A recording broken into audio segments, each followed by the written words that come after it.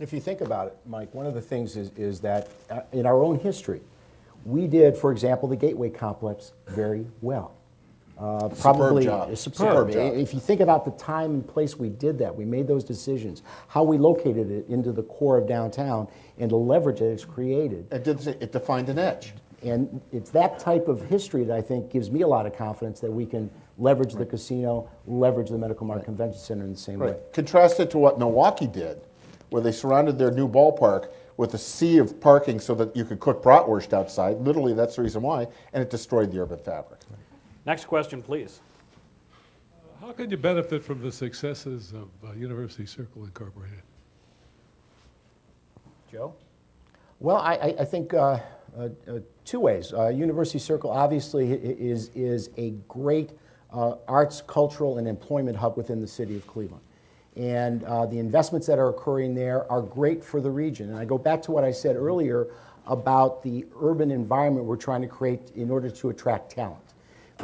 University Circle is another bookend to downtown and to the neighborhood surrounding downtown, and it provides, again, a great opportunity on a national perspective to bring people here, young professionals here, entrepreneurs here, who would not ordinarily come if it were not for those types of opportunities. And again, from my perspective, it's a great complement to what we do downtown, and it's a great advantage. When you throw in the fact, too, that we as a community have created the Healthline, the Euclid Corridor Transportation Project, we've got great connectivity between those two locations. And I think in years to come, you're going to see more and more investment, not only occur in downtown and University Circle, but you're going to see it in Midtown, in Fairfax, and some of the other neighborhoods, again, throughout the corridor. So from my perspective, it's a great advantage. No, thanks for asking the question, because it's a direct connection.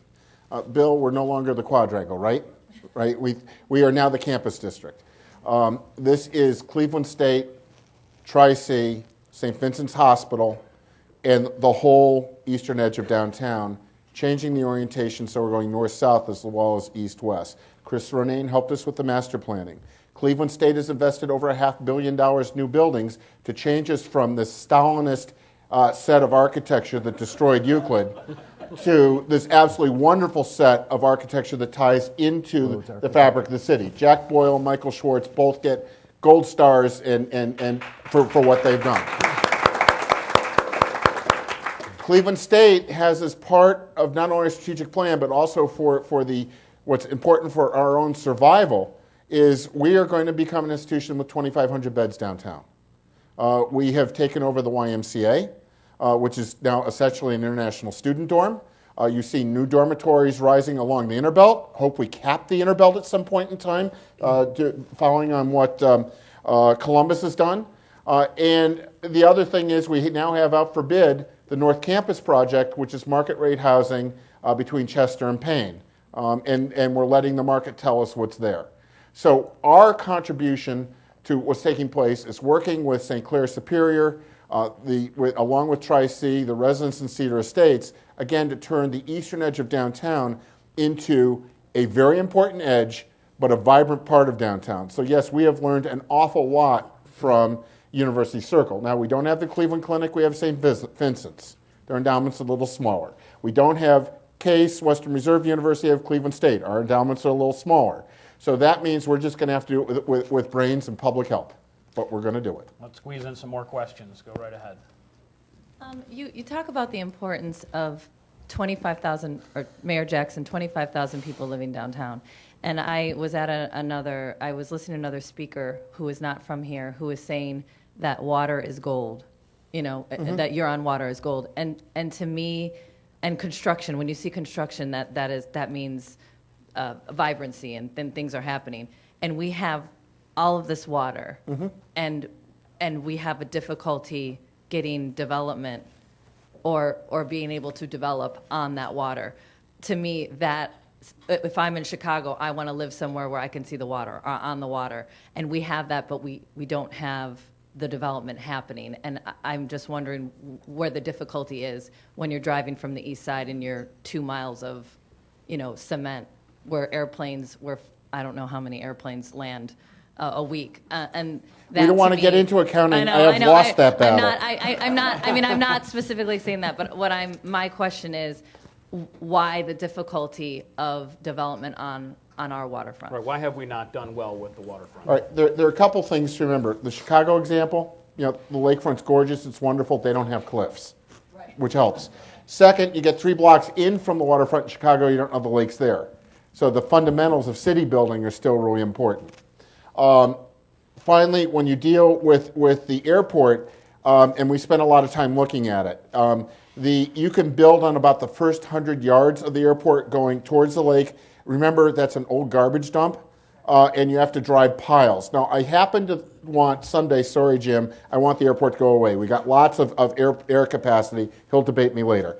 And we got tons of general aviation capacity. Right now, we don't have the market strength to justify the development of the airport. So let's hold it as a land reserve for 17 years. Let's see if we can get recreation around the outer edge of it. And then when downtown is so vital, we need a new town in town, very much like Malmo, Sweden did. We've got the land there.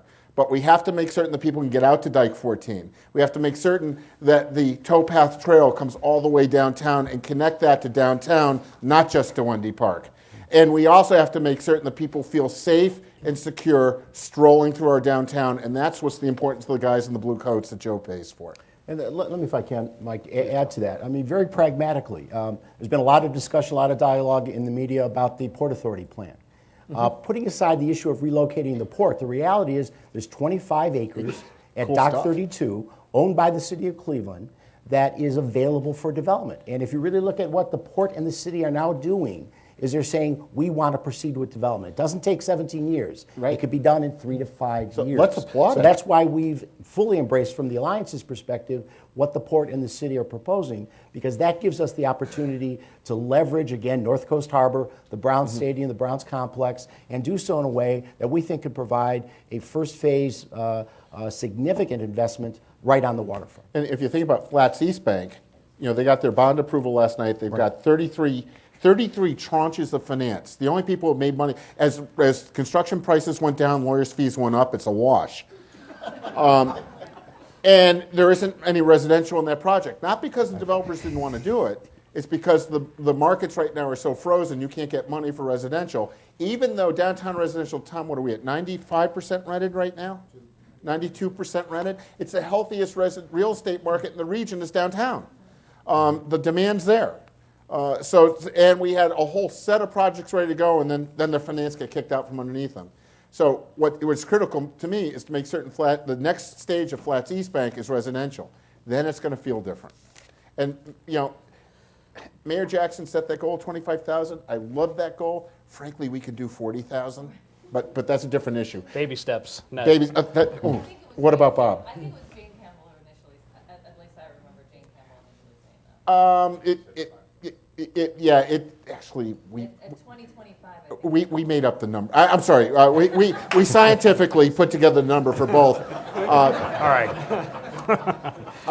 We want a lot of people in downtown Cleveland at the end, and Ned, I think that that will be the last question today. Thank you very much for joining us this morning or this afternoon. That was a lot of fun. That was great fun. Today at the City Club, we've been listening to a new leaders program featuring Joe Marinucci, Ned Hill, and Cleve Ricksecker, moderated by Michael McIntyre. Thank you, panel. Thank you, Mr. McIntyre. And thank you, ladies and gentlemen. This program is now adjourned.